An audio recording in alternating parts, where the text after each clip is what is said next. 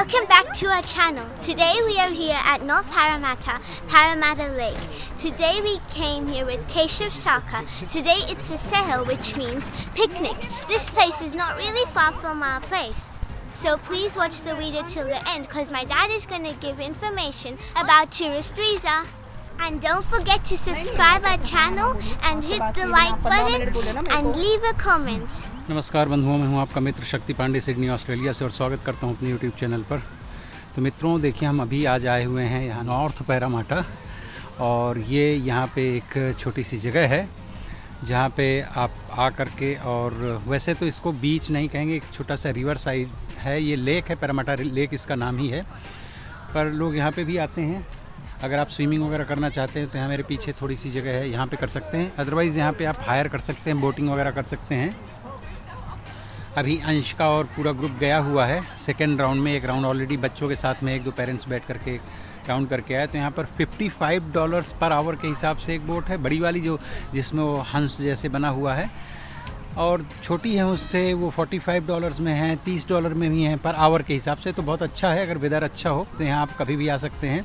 और यहाँ पे बहुत अच्छा है, एक वॉकिंग ट्रैक काफ़ी लंबा बना हुआ है जंगल के बीच में। तो आप अगर वॉक वगैरह करने का शौक़ रखते हैं तो भी यहाँ पर आ सकते हैं। ये एक छोटा सा इंट्रोडक्शन था। आज संडे है, वेदर बहुत अच्छा है यहाँ का, तो मुझे लगा कि चलिए यहाँ के बारे में, चूँकि आज ये हमारी है शाखा की सहेल है। शाखा मतलब जो केशव शाखा है हमारी पैरामाटा की, HSS की, तो उसकी आज सहेल है।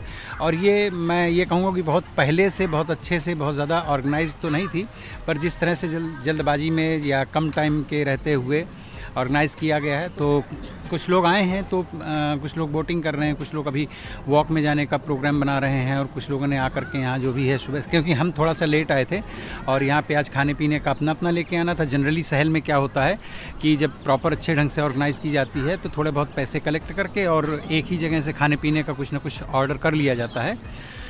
तो अकॉर्डिंगली फिर यहाँ पर उस हिसाब से खाने पीने का बंदोबस्त रहता है। लेकिन आज अपना अपना लेके आए। पांडे जी ने सुबह जो है तो बनाए थे बहुत अच्छे ब्रेड पकौड़े, अभी तो मैंने नहीं खाए हैं। और ये देखिए, अगर आप यहाँ पर स्विमिंग नीचे करते हैं पानी में तो यहाँ पर आ करके फिर आप शावर ले सकते हैं, बना हुआ है। और ये पीने का पानी, टॉयलेट, बाथरूम, और कई जगहों में यहाँ पर बारबेक्यू बना हुआ है। I mean, अगर आप यहाँ आते हैं, खाना वाना बना के खाना चाहते हैं, पूरा दिन एक्सपेंड करना चाहते हैं, तो ये पैरामाटा के लिए या आसपास के एरिया के लिए तो बहुत ही ब्लेस्ड जगह है, बहुत अच्छी जगह है, जहाँ पे आप पूरा दिन आके एंजॉय कर सकते हैं। मेरे पीछे काफ़ी लोग यहाँ पर बैठे हुए भी हैं, लोग एंजॉय कर रहे हैं। ये तो था आज के व्लॉग का एक छोटा सा हिस्सा, पर आज मैं आप लोगों से बात करने वाला हूँ। चूँकि मौसम बदल रहा है जिस हिसाब से, उस हिसाब से मुझे लगा कि इस वीडियो की ज़रूरत भी है। और कई लोग आप लोगों में से कमेंट करके मुझसे पूछ रहे थे कि आप थोड़ा सा यहाँ के टूरिस्ट वीज़ा के बारे में बताइए। तो बहुत, देखिए, मैं कोई बहुत स्पेसिफिक जानकारी तो नहीं दूंगा, लेकिन हाँ, जो जानकारी दूंगा वो शायद आपके काम आने वाली होगी। तो पहली चीज़ तो मैं बता दूं कि अगर आप ऑस्ट्रेलिया में, वहाँ अगर आपको दिखाई दे रहा हो तो ये अंशिका पैडल कर रही हैं और आगे बैठी हैं। उम्र के हिसाब से था यहाँ पे कि जो कैप्टन बनेगा, बच्चों का बड़ा एक्साइटमेंट था कि जो 2 महीने 4 महीने बड़ा है वो कैप्टन बनेगा, फिर वाइस कैप्टन बनेगा, और पीछे कोई एडल्ट छोटे बच्चों को लेके बैठेगा। तो इस तरह से सेकंड राउंड है।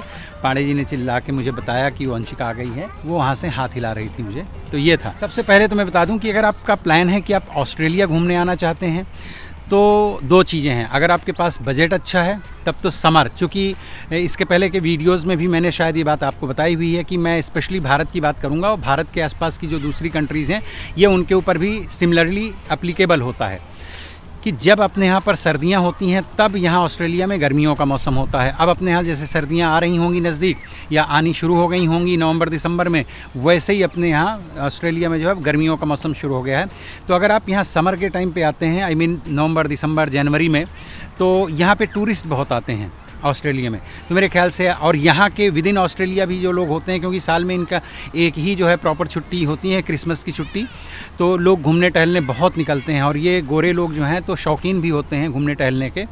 तो यहाँ सब चीज़ें बहुत एक्सपेंसिव हो जाती हैं। आपको अगर होटल्स हैं, देखिए जो बस के, ट्रेन के किराए हैं वो तो 19-20 एक ही जैसे होते हैं, लेकिन हाँ, फ़्लाइट्स के किराए चूँकि पूरी दुनिया भर में हर कंट्री में बहुत ज़्यादा फ्लैक्चुएट होते रहते हैं डिमांड और सप्लाई के हिसाब से। तो समर्स के टाइम पे फ़्लाइट्स के रेट, चाहे आप इंटरनेशनल चाहे डोमेस्टिक ट्रैवल कर रहे हों, आपको रेट्स महंगे पड़ेंगे। तो अगर आप ऑस्ट्रेलिया आना चाहते हैं घूमने टहलने के लिए तो आपके लिए ये मौसम बहुत अच्छा है।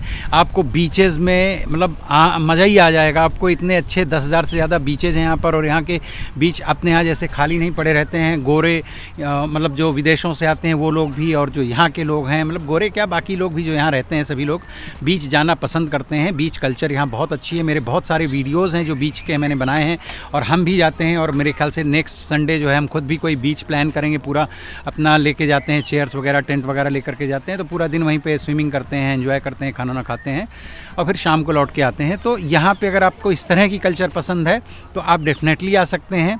यहाँ पे कैरावान वगैरह हायर करके आप खुद ड्राइव करके पूरा देश घूम सकते हैं। उसके लिए मैं कभी डिटेल में अलग से वीडियो बनाऊँगा कि उसके लिए क्या क्या प्रिपरेशन करनी चाहिए। हालांकि वो थोड़ा सा चीप, थोड़ा सस्ता पड़ेगा, लेकिन ऐसा भी नहीं कि बहुत सस्ता पड़ेगा, लेकिन उसमें को कैसे चलाना है, कैसे क्या करना है, मैनेज करना है, वो फिर एक अलग विषय है। चलिए, तो जो समर के मौसम में अगर आप यहाँ घूमने आते हैं, स्पेशली दिसंबर क्रिसमस के टाइम में, तो यहाँ पर सभी जगह बहुत ही लाइवली होती हैं, बहुत अच्छी होती हैं, क्योंकि बहुत सारे लोग होते हैं। ऊपर से यहाँ 31 का जो इंटरनेशनल क्लास का मतलब वर्ल्ड क्लास का जो यहाँ पर फायर वर्क्स होता है वो आपको देखने को मिलेगा, और बहुत सारी चीज़ें हैं जो आप यहाँ पे एंजॉय कर सकते हैं समर के महीने में। समर के टाइम पर और थोड़ा एक्सपेंसिव ज़रूर रहेगा, लेकिन अगर आप मैनेज कर सकते हैं फाइनेंशियली तो समर सबसे अच्छा होता है आने के लिए। पर अगर आपको लगता है कि आप कॉस्ट कटिंग कर सकते हैं तो उसके लिए फिर जब आपके यहाँ समर होती है और यहाँ पर सर्दियाँ होती हैं उस वक्त आ सकते हैं। तो कई चीज़ें आपको बीच वगैरह में देखिए जाने घूमने को तो मिलेगा, लेकिन आप स्विमिंग वगैरह करना फिर ठंडियों में अपने लोगों के लिए तो उतना मज़ेदार नहीं रहेगा। लेकिन हाँ, कंट्री घूम सकते हैं, और आपको बाकी जैसे होटल्स वगैरह बुक करने हैं, फ़्लाइट के टिकट्स वगैरह बुक करने हैं, तो वो काफ़ी रिड्यूस प्राइस में आपको मिल सकते हैं। तो मुझे लगता है आप अपने बजट के हिसाब से डिसाइड करें कि आपको सर्दियों में आना है, आई मीन मई जून जुलाई उधर आना है, या गर्मियों में आना है। अगर आप सर्दियों में आते हैं तो एक चीज़ मैं आपको और बता देता हूँ कि यहाँ पर स्नोई माउंटेन है, यहाँ से कुछ 400-500 किलोमीटर दूर है, और मेलबर्न के नज़दीक भी एक जगह है जहाँ पर स्नो वगैरह बहुत पड़ती है, और वो स्विट्ज़रलैंड जैसे आपको लगेगा, बहुत ही बेहतरीन। मैं तो 2-3 बार जा चुका हूँ स्नोई माउंटेन्स, हमने वहाँ पर स्टे भी किया हुआ है। तो सर्दियों में आप उस तरह का वहाँ जा कर के भी मज़ा ले सकते हैं। हाँ, गर्मियों में भी वहाँ जा सकते हैं, बहुत ही ब्यूटीफुल प्लेस है, आपको बहुत अच्छा लगेगा। तो आपको हिल और समुद्र के किनारे का दोनों तरह का आपको जो है तो आनंद मिल सकता है। कभी भी किसी भी मौसम में आप आइए। तो खर्चे के हिसाब से यहाँ का मई जून जुलाई अगस्त का जो टाइम होता है वो थोड़ा सा सस्ता रहेगा फ़्लाइट और होटल्स के हिसाब से। बाकी ये जो मौसम है, ये जो पीरियड है नवंबर दिसंबर जनवरी का, ये काफ़ी एक्सपेंसिव होता है। लेकिन अगर आप प्लान करते हैं, बहुत पहले से सब चीज़ें बुक करके रखते हैं, तो काफ़ी चीप आपको मिल जाएगा। अब बात कर लेते हैं टूरिस्ट वीज़ा की। तो वैसे देखिए, ऑस्ट्रेलिया काफ़ी स्ट्रिक्ट कंट्री है, इतना आसानी से कोई वीज़ा वगैरह जो है यहाँ का मिलता नहीं है, थोड़ा डिफ़िकल्ट होता है। मैं डरवा नहीं रहा हूँ, ये एक बात बिल्कुल सच है। तो अगर आप टूरिस्ट वीज़ा भी अप्लाई करना चाहते हैं तो उसमें भी 2 प्रकार के टूरिस्ट वीज़ा हैं। एक है विजिटर वीज़ा, मतलब जिनके यहाँ पर कोई लोग रहते हैं, भाई बहन बंधु मित्र, कोई भी मतलब फैमिली के लोग रहते हैं, तो वो जो फैमिली के मेंबर्स हैं वो आपको स्पॉन्सर लेटर दे देते हैं। तो उसमें यह है कि वीज़ा मिलने के चांसेस बढ़ जाते हैं, लेकिन यह है कि उसमें नो फर्दर स्टे, मतलब उसके कुछ रिस्ट्रिक्शंस हैं कि उस वीज़ा को फिर आप जो है तो प्रोटेक्शन वीज़ा में या स्टडी वीज़ा में या और किसी तरह के दूसरे काम करने के वीज़ा में, वर्क वीज़ा में कन्वर्ट नहीं करवा सकते हैं। और अगर आप फोर्सफुली ऐसा मतलब क्या बोलें, अगर गलत ढंग से आप करते भी हैं तो जिसने भी आपको स्पॉन्सर लेटर दिया है और अगर वो सिटीजन या PR नहीं है तो उनके लिए भी बहुत मुश्किल हो जाएगा। अगर सिटीजन PR तो भी वो क्वेश्चनेबल होंगे, कानून के दायरे में आएंगे और उनके ऊपर भी कार्रवाई की जा सकती है। तो एक बहुत अच्छा आइडिया नहीं है। चलिए, अब आपका कोई नहीं है और आप फ्रेश हैं और आपको ऑस्ट्रेलिया जैसे देश में घूमने आना है, तो पहली चीज़ तो मैं ये कहूँगा कि दुनिया में कहीं भी घूमने जाना है तो ऑस्ट्रेलिया सबसे बेहतर प्लेस है घूमने आने के लिए, क्योंकि एक तो ये कॉन्टिनेंट भी है और ये कंट्री भी है और खूबसूरत भी है और बड़ा भी बहुत है। तो मतलब जितना भी आपके पास टाइम हो, महीने 15 दिन 10 दिन 8 दिन, उतना आप यहाँ आकर के एंजॉय कर सकते हैं। कौन कौन से शहर हैं यहाँ पे जहाँ आपको जाना चाहिए? तो सबसे पहले तो मैं बताऊँगा आपको कि सबसे बड़ा जो डेस्टिनेशन है टूरिस्ट का यहाँ पर, उसे कहते हैं गोल्ड कोस्ट, जो कि ब्रिस्बेन से 100 किलोमीटर दूर है। और केन्स वगैरह भी है उधर, कि अगर आप उस तरफ जाते हैं तो वो मतलब पूरी दुनिया से वहाँ पर लोग आते हैं। बाकी सिडनी है, मेलबर्न है, एडिलेड है, पर्थ है, डार्विन है। और अगर आप सिडनी आते हैं तो यहाँ से करीबन 350 किलोमीटर दूर पड़ता है कैनबरा भी बहुत अच्छा है। तो ये सब जगह हैं जहाँ पे आप अपनी आइटनरी जो बनाएंगे उसमें इन प्लेसेस को रख करके और यहाँ घूमने का अपना एक निश्चित टाइम दे सकते हैं। सिडनी काफ़ी बड़ा शहर है, काफ़ी कुछ है यहाँ पर जो आप एक्सप्लोर कर सकते हैं। तो सिडनी मुझे लगता है थोड़ा ज़्यादा टाइम आपको देना चाहिए। एक चीज़ तो ये है। दूसरी चीज़ ये कि अगर आपको वीज़ा अप्लाई करना है तो आपके पास में क्या क्या डॉक्यूमेंट्स होने चाहिए, तो मोटी मोटी बातें मैं बता देता हूँ। बाकी डिटेल जानकारी के लिए आप इनकी ऑस्ट्रेलियन गवर्नमेंट की माइग्रेशन की साइट है, वेबसाइट है, आप उसमें जा करके पता कीजिए, या फिर आप किसी अच्छे इमिग्रेशन एजेंट को पकड़िए। देखिए इस फील्ड में आपको बहुत सारे लोग जो हैं फ्रॉड मिलेंगे, इसलिए बहुत संभाल करके। काफ़ी मैंने देखा है यूट्यूब में भी कई लोग हैं जो इमिग्रेशन एजेंट्स हैं और वीडियोस भी बनाते हैं, काफ़ी अच्छी जानकारी देते हैं। तो पहले मैं बता दूं कि टूरिस्ट वीज़ा के लिए आपका जो खर्चा आएगा लीगली अगर कोई आप एजेंट से भी करवाते हैं तो मेरे ख्याल से $200 के आसपास में वीज़ा फ़ीस है। और जो ठीक ठाक एजेंट्स हैं, जो फेयर लोग हैं, वो मेरे ख्याल से 4-5 हज़ार लेते हैं। तो 15-16 हज़ार से लेके और 20 हज़ार के बीच में वीज़ा की फ़ीस वगैरह हो जानी चाहिए। आपके पास में एक अच्छा खासा बजट होना चाहिए, मतलब आपको अपना बैंक में पैसे शो करने पड़ते हैं तो कि आपके पास में कितना फ़ंड है, वो फ़ंड शो करना पड़ता है। पर ऐसा मत करिएगा कि किसी से मांग जांच करके आपने 1 महीने पहले डाला और उसको दिखाया, क्योंकि जब आप वीज़ा फाइल करेंगे तो यहाँ की गवर्नमेंट ऐसे बेवकूफ़ लोग नहीं बैठे हैं, बड़े स्मार्ट लोग बैठे हैं। उनको पता चलता है कि अगर आपकी 25,000 सैलरी है तो आपके अकाउंट में 10 लाख रुपए कहाँ से आ गए। वो सारी चीज़ें मतलब ऐसा करें कि आप पहले से मेंटेन करते हुए अपने अकाउंट में एक बजट रखें ताकि आप फ़ंड को शो कर सकें अच्छे से। 2 साल की आपकी जो है ITR होना चाहिए, इनकम टैक्स फाइल जो आप देते हैं रिटर्न, वो होनी चाहिए। और अगर हो सके तो 5-6 लाख से ऊपर साल की जो है आपकी इनकम उसमें दिखाएं, वो अच्छा रहेगा। 6 महीने का आपका बैंक अकाउंट जो है मतलब बैंक स्टेटमेंट आपको दिखाना पड़ेगा। तो बैंक स्टेटमेंट में मतलब पैसे आना जाना वो सब कुछ उतना लगना चाहिए यहाँ की गवर्नमेंट को कि आप अफोर्ड भी कर सकते हो। तो ठीक सा उसमें बजट और ठीक सा ट्रांजैक्शन होना चाहिए। आप जहाँ जॉब करते हैं तो वहाँ से आपको जो वेकेशन का छुट्टियों का जो लेटर है वो वहाँ से आपको ऑफिस से अपने ग्रांट करवाना चाहिए। छुट्टियाँ जो ग्रांट करवाते हैं वहाँ से आप अपने मैनेजर वगैरह से लेटर लिखवा करके सबमिट करें। पासपोर्ट सबमिट करें, आधार कार्ड सबमिट करें, ड्राइविंग लाइसेंस सबमिट करें। अगर आपके नाम कोई प्रॉपर्टी है तो प्रॉपर्टी की वैल्यूएशन करा करके वो सर्टिफिकेट और CA का लेटर सबमिट करें। अगर आप बिज़नेस क्लास के हैं तो आप अपनी कंपनी से रिलेटेड जो भी आपके डॉक्यूमेंट्स हैं वो सबमिट करें। और आप GST वगैरह पे करते हैं उनके सर्टिफिकेट्स वगैरह लगाएं। मतलब आप अपनी फ़ाइल को एकदम से स्ट्रांगली जो है मजबूत कर दें, क्योंकि एक बार भी अगर वीज़ा आपका रिफ्यूज हो गया तो दूसरी बार ऐसा नहीं है कि मिलेगा नहीं, लेकिन काफ़ी डिफ़िकल्ट हो जाता है। और अगर आपकी कोई पहले से ट्रैवलिंग हिस्ट्री नहीं है, मतलब आप ऑस्ट्रेलिया या किसी और दूसरी कंट्री जा करके ट्रैवल करके नहीं आए हैं, तो पहली बार में, एंड स्पेशली अगर आप यंगस्टर्स हैं कि लगभग आप 18-20 साल से लेकर 28-25-26 साल तक के हैं, तो आप लोगों के लिए वैसे भी थोड़ी सी गवर्नमेंट शक करती है आप लोगों के ऊपर। तो ऐसे लोगों को अपनी फ़ाइल को बहुत अच्छे से मजबूत बना करके ही करें। मेरी एडवाइस ये है कि वैसे आप पढ़े लिखे लोग हैं तो आप खुद भी कर सकते हैं, लेकिन कुछ चीज़ें ऐसी टेक्निकल होती हैं कि अगर आपको कोई ठीक सा एजेंट मिल जाए तो उसकी एडवाइस या उसकी सर्विसेज लेना, 2-4-5 हज़ार एक्स्ट्रा वो आपसे लेगा। लेकिन काफ़ी चीज़ें हैं जो आपको अंदर की नहीं पता होती हैं, पढ़ने भर से चीज़ें समझ में नहीं आती, शायद वो उनकी आप सेवा ले लेंगे तो ज़्यादा अच्छा रहेगा। और आजकल तो देखिए 3 साल का भी ये वीज़ा दे देते हैं जो टूरिस्ट वीज़ा है, अदरवाइज़ तो पहले 1 साल का मिलता था, अभी भी 1 साल का भी देते हैं। पर 3 साल का मल्टीपल एंट्री के साथ में। 3 साल का मतलब ये नहीं होता कि आप 3 साल आप यहाँ करके रहेंगे, आपको आके 3 महीने में जाना पड़ेगा। अगर कोई बहुत ख़ास रीजन है, कुछ हैं स्पेशल कंडीशंस हैं, तो अलग बात है कि आपका थोड़ा बहुत जो है बढ़ जाए, नहीं तो आप एक बार जा करके दोबारा आकर के घूमने आ सकते हैं यहाँ पर।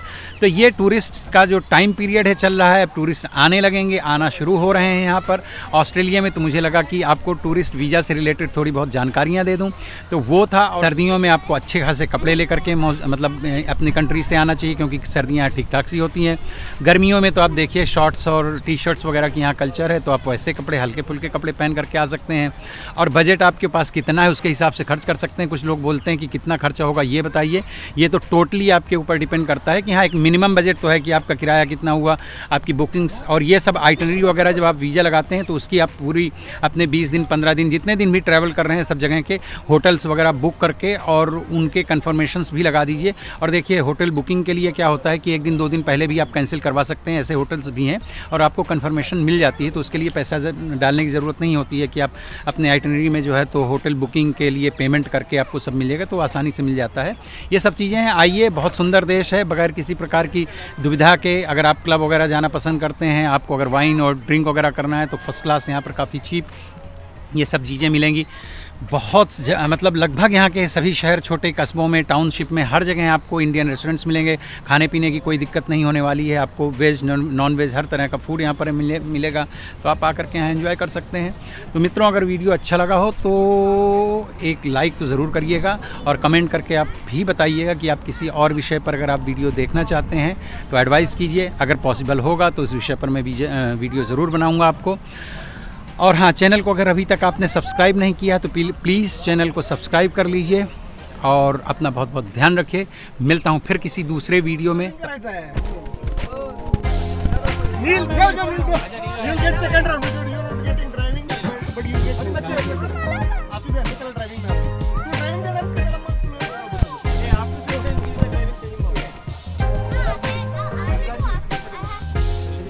हम ही जा रहे हैं।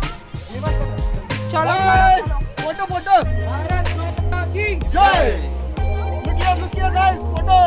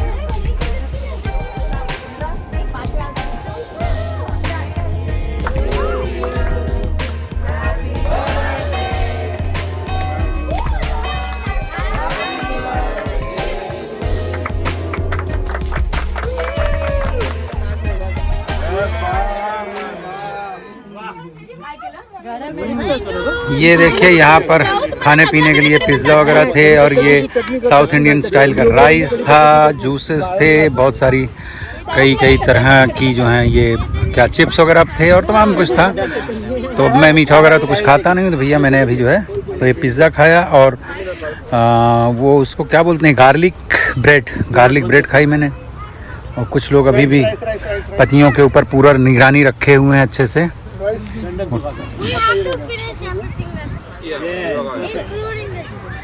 बता दूं कि वैसे मैं ये गॉगल वगैरह लगा करके वीडियोस नहीं बनाता हूँ, लेकिन आज यहाँ थोड़ी सी धूप है और यहाँ गर्मियों में मक्खियाँ थोड़ी सी आती हैं, तो वो उसकी वजह से मैंने लगा रखा है, क्योंकि अभी यहाँ धूप में हम लोग घूम रहे हैं। Take care, bye bye.